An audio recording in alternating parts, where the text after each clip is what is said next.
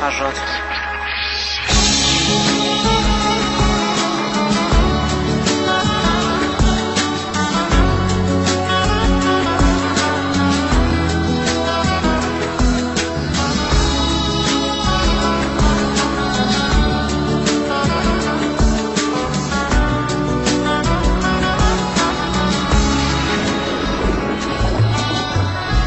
قسمت نشد ببینم خدا نگهداری کنم، فرصت نشد بمونم و از تو نگهداری کنم.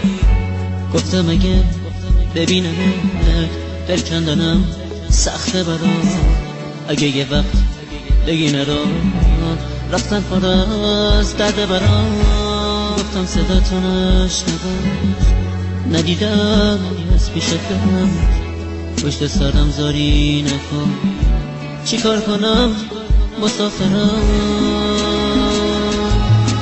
من میرم ولی باز تو بدون، همیشه یاد تو از خاطر من فراموش نمیشه.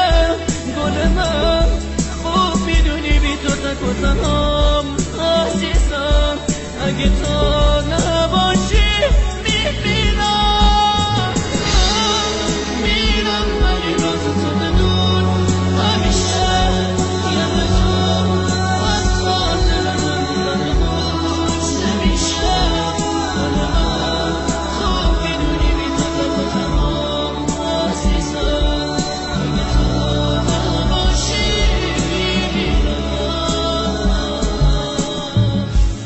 نامه رو تو تنش بخون، گریه نکن طاقت بیار، نامه رو خط خطی نکن، دو جمله هم دوام بیار.